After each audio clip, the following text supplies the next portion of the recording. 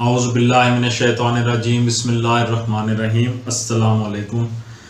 آج آپ کا میزبان ڈاکٹر کاشف بشیر تفہیم القرآن سیریز کی قسط نمبر 41 کے ساتھ آپ کے سامنے حاضر خدمت ہے، جس میں ہم انشاءاللہ سورہ آل عمران کی آیت نمبر 10 سے آغاز کر رہے ہیں۔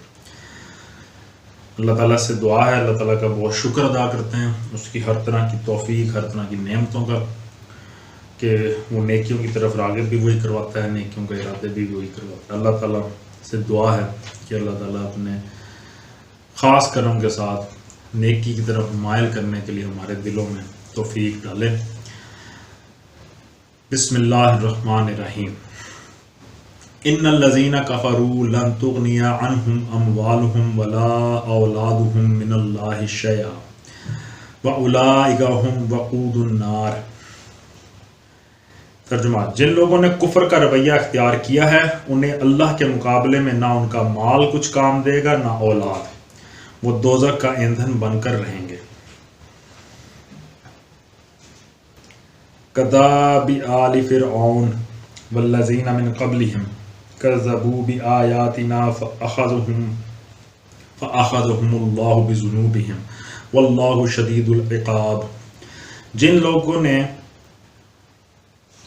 ان کا انجام ویسا ہی ہوگا جیسا فرعون کے ساتھیوں اور ان سے پہلے کے نافرمانوں کا ہو چکا ہے کہ انہوں نے آیات الہی کو جھٹلایا۔ نتیجہ یہ ہوا کہ اللہ نے ان کے گناہوں پر انہیں پکڑ لیا، اور حق یہ ہے کہ اللہ سخت سزا دینے والا ہے۔ قل للذین کفروا ستغلبون وتحشرون الی جہنم وبئس المہاد۔ پس اے محمد صلی اللہ علیہ وآلہ وسلم، جن لوگوں نے تمہاری دعوت کو قبول کرنے سے انکار کر دیا ان سے کہہ دو کہ قریب ہے وہ وقت جب تم مغلوب ہو جاؤ گے اور جہنم کی طرف ہانکے جاؤ گے، اور جہنم بڑا ہی برا ٹھکانہ ہے۔ قد کان لکم آیات فی فئتین التقطا فئۃ تقاتل فی سبیل اللہ واخری کافرۃ یرونہم مثلیہم رأی العین واللہ یؤید بنصرہ من یشاء ان فی ذلک لعبرۃ لأولی الابصار۔ ترجمہ: تمہارے لیے ان دو گروہوں میں ایک نشان عبرت تھا جو بدر میں ایک دوسرے سے نبرد آزما ہوئے۔ ایک گروہ اللہ کی راہ میں لڑ رہا تھا اور دوسرا گروہ کافر تھا۔ دیکھنے والے بچشم سرد دیکھ رہے تھے کہ کافر گروہ مومن گروہ سے دو چند ہے، مگر نتیجے نے ثابت کر دیا کہ اللہ اپنی فتح و نصرت جس کو چاہتا ہے مدد دیتا ہے۔ دیدہ بینا رکھنے والوں کے لیے اس میں بڑا سبق پوشیدہ ہے۔ تفسیر میں آیا دو چند، جہاں پہ آیا ہے اس کی تفسیر آ رہی ہے کہ اگرچہ حقیقی فرق سہ چند تھا، یعنی بہت زیادہ سو گنا کہہ سکتے ہیں کہ فرق تھا، لیکن سرسری نگاہ سے دیکھنے والا بھی یہ محسوس کیے بغیر تو نہیں رہ سکتا تھا کہ کفار کا لشکر مسلمانوں سے دو گنا ہے۔ مزید آیا کہ جنگ بدر کا واقعہ اس وقت قریبی زمانے ہی میں پیش آ چکا تھا، اس لیے اس کے مشاہدات و نتائج کی طرف اشارہ کر کے لوگوں کو عبرت دلائی گئی ہے کہ اس جنگ میں تین باتیں نہایت سبق آموز تھیں۔ ایک یہ کہ مسلمان اور کفار جس شان سے ایک دوسرے کے بالمقابل آئے تھے، اس سے دونوں کا اخلاقی فرق صاف ظاہر ہو رہا تھا۔ ایک طرف کافروں کے لشکر میں شرابوں کے دور چل رہے تھے، ناچنے اور گانے والی لونڈیاں ساتھ آئی تھیں اور خوب دادے عیش دی جا رہی تھی۔ دوسری طرف مسلمانوں کے لشکر میں پرہیزگاری تھی، خدا ترسی تھی، انتہا درجے کا اخلاقی انضباط تھا، نمازیں تھیں، روزے تھے، بات بات پر خدا کا نام تھا، اور خدا ہی کے آگے دعائیں اور التجائیں کی جا رہی تھیں۔ دونوں لشکروں کو دیکھ کر ہر شخص بآسانی معلوم کر سکتا تھا کہ دونوں میں سے کون اللہ کی راہ میں لڑ رہا ہے اور کون نہیں۔ دوسری بات یہ تھی کہ مسلمان اپنی قلت تعداد اور بے سر و سامانی کے باوجود کفار کی کثیر التعداد اور بہتر اسلحہ رکھنے والی فوج کے مقابلے میں جس طرح کامیاب ہوئے، اس سے صاف معلوم ہو گیا تھا کہ ان کو اللہ کی تائید حاصل تھی۔ تیسرے یہ کہ اللہ کی غالب طاقت سے غافل ہو کر جو لوگ اپنے سر و سامان اور اپنے حامیوں کی کثرت پر پھولے ہوئے تھے، ان کے لیے یہ واقعہ ایک تعزیانہ تھا کہ اللہ کس طرح چند مفلس و کلانچ غریب الوطن مہاجروں اور مدینہ کے کاشتکاروں کی ایک مٹھی بھر جماعت کے ذریعے سے قریش جیسے قبیلے کو شکست دلوا سکتا ہے جو تمام عرب کا سرتاج تھا۔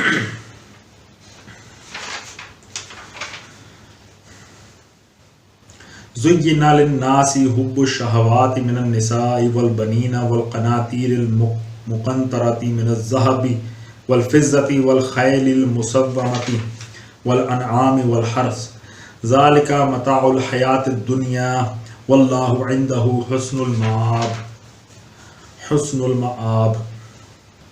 ترجمہ: لوگوں کے لیے مرغوبات نفس، عورتیں، اولاد، سونے چاندی کے ڈھیر، چیدہ گھوڑے، مویشی اور زرعی زمینیں بڑی خوشائند بنا دی گئی ہیں، مگر یہ سب دنیا کی چند روزہ زندگی کے سامان ہیں۔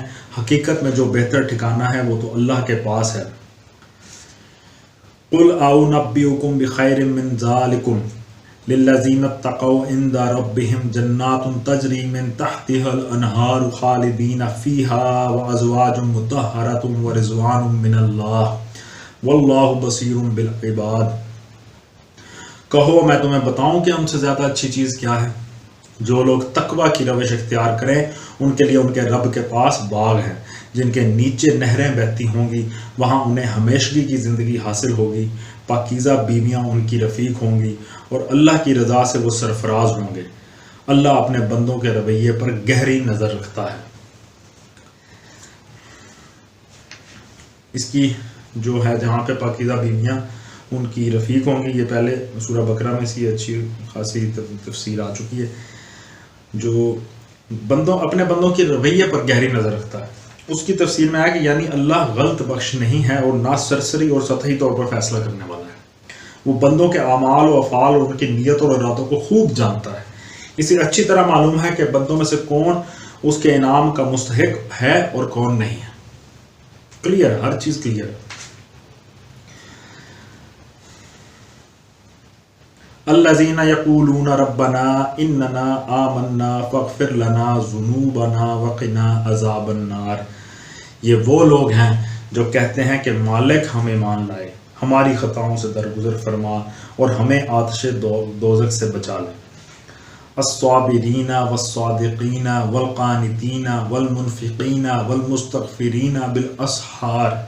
یہ لوگ صبر کرنے والے ہیں، راست باز ہیں، فرما بردار اور فیاض ہیں، اور رات کی آخری گھڑیوں میں اللہ سے مغفرت کی دعائیں مانگا کرتے ہیں۔ صبر کرنے والے ہیں، اس کی تفسیر میں ہے یعنی راہ حق میں پوری استقامت دکھانے والے ہیں، کسی نقصان یا مصیبت سے ہمت نہیں ہارتے، کسی ناکامی سے دل شکستہ نہیں ہوتے، کسی لالچ سے پھسل نہیں جاتے، اور ایسی حالت میں بھی حق کا دامن مضبوطی کے ساتھ تھامے رہتے ہیں جبکہ بظاہر اس کی کامیابی کا کوئی امکان نظر نہ آتا ہو۔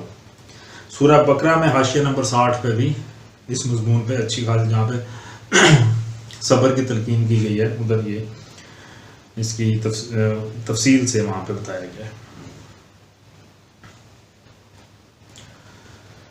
شاہد اللہ انہ لا الہ الا ہوا والملائکۃ واولو العلم قائما بالقسط لا الہ الا هو العزیز الحکیم۔ اللہ نے خود شہادت دی ہے کہ اس کے سوا کوئی خدا نہیں ہے، اور یہی شہادت فرشتوں اور سب اہل علم نے بھی دی ہے۔ وہ انصاف پہ قائم ہے، اس زبردست حکیم کے سوا فی الواقع کوئی خدا نہیں ہے۔ تفسیر میں آئے کہ یعنی اللہ جو کائنات کی تمام حقیقتوں کا براہ راست علم رکھتا ہے، جو تمام موجودات کو بے حجاب دیکھ رہا ہے، جس کی نگاہ سے زمین و آسمان کی کوئی چیز پوشیدہ نہیں، یہ اس کی شہادت ہے۔ اور اس سے بڑھ کر معتبر عینی شہادت اور کس کی ہوگی کہ پورے عالم وجود میں اس کی اپنی ذات کے سوا کوئی ایسی ہستی نہیں ہے جو خدائی کی صفات سے متصف ہو، خدائی کے اقتدار کی مالک ہو اور خدائی کے حقوق کی مستحق ہو۔ اللہ کے بعد سب سے زیادہ معتبر شہادت فرشتوں کی ہے، کیونکہ وہ سلطنت کائنات کے انتظامی اہلکار ہیں اور وہ براہ راست اپنے ذاتی علم کی بنا پر شہادت دے رہے ہیں کہ اس سلطنت میں اللہ کے سوا کسی کا حکم نہیں چل سکتا، اور اس کے سوا کوئی ہستی ایسی نہیں ہے جس کی طرف زمین و آسمان کے انتظامی معاملات میں وہ رجوع کرتے ہوں۔ اس کے بعد مخلوقات میں سے جن لوگوں کو بھی حقائق کا تھوڑا یا بہت علم حاصل ہوا ہے ان سب کی ابتدائے آفرینش سے آج تک یہ متفقہ شہادت رہی ہے کہ ایک ہی خدا اس پوری کائنات کا مالک و مدبر ہے۔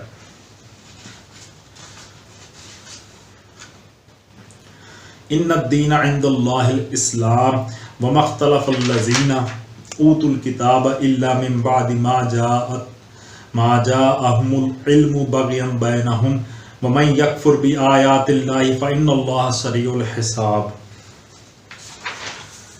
ترجمہ: اللہ کے نزدیک دین صرف اسلام ہے۔ اس دین سے ہٹ کر جو مختلف طریقے ان لوگوں نے اختیار کیے جنہیں کتاب دی گئی تھی، ان کے اس طرز عمل کی کوئی وجہ اس کے سوا نہ تھی کہ انہوں نے علم آ جانے کے بعد آپس میں ایک دوسرے پر زیادتی کرنے کے لیے ایسا کیا۔ اور جو کوئی اللہ کے احکام و ہدایات کی اطاعت سے انکار کر دے، اللہ کو اس سے حساب لیتے کچھ دیر نہیں لگتی۔ تفسیر میں آیا کہ اللہ کے نزدیک انسان کے لیے صرف ایک نظام زندگی ہی ہے اور ایک ہی طریقہ حیات صحیح و درست ہے، اور وہ یہ کہ انسان اللہ کو اپنا مالک و معبود تسلیم کرے اور اس کی بندگی و غلامی میں اپنے آپ کو بالکل سپرد کر دے، اور اس کی بندگی بجا لانے کا طریقہ خود نہ ایجاد کرے، بلکہ اس نے اپنے پیغمبروں کے ذریعے سے جو ہدایت بھیجی ہے ہر کمی و بیشی کے بغیر صرف اسی کی پیروی کرے۔ اسی طرز فکر و عمل کا نام اسلام ہے، اور یہ بات سراسر بجا ہے کہ کائنات کا خالق و مالک اپنی مخلوق اور رعیت کے لیے اس اسلام کے سوا کسی دوسرے طرز عمل کو جائز تسلیم نہ کرے۔ آدمی اپنی حماقت سے اپنے آپ کو دہریت سے لے کر شرک و بت پرستی تک ہر نظریہ اور ہر مسلک کی پیروی کا جائز حقدار سمجھ سکتا ہے، مگر فرما روائے کائنات کی نگاہ میں تو یہ میری بغاوت ہے۔ مزید آیا کہ اللہ کی طرف سے جو پیغمبر بھی دنیا کے کسی گوشے اور کسی زمانے میں آئے ہیں، اس کا دین اسلام ہی تھا۔ تمام پیغمبروں کا دین اسلام تھا، اور جو کتاب بھی دنیا کی کسی زبان اور کسی قوم میں نازل ہوئی ہے، اس نے اسلام ہی کی تعلیم دی ہے۔ اس اصل دین کو مسخ کر کے اور اس میں کمی و بیشی کر کے بہت سے مذاہب نوع انسانی میں رائج کیے گئے۔ ان کی پیدائش کا سبب اس کے سوا کچھ نہ تھا کہ لوگوں نے اپنی جائز حد سے بڑھ کر حقوق، فائدے اور امتیازات حاصل کرنے چاہے اور اپنی خواہشات کے مطابق اصل دین کے عقائد، اصول اور احکام میں رد و بدل کر ڈالا۔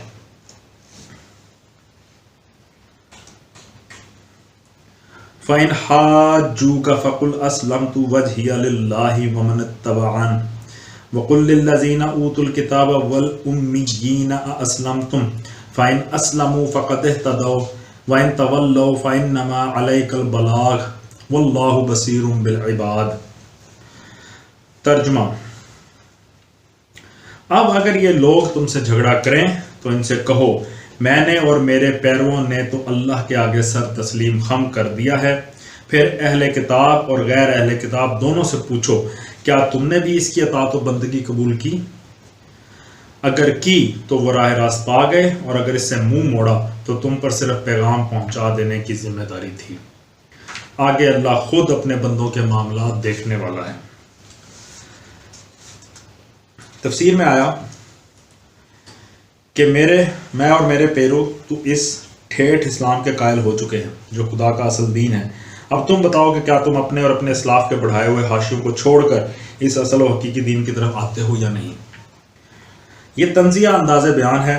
مطلب یہ ہے کہ اپنے جن کرتوتوں پر وہ آج بہت خوش ہیں اور سمجھ رہے ہیں کہ ہم بہت خوب کام کر رہے ہیں، انہیں بتا دو کہ تمہارے ان اعمال کا انجام یہ ہوگا۔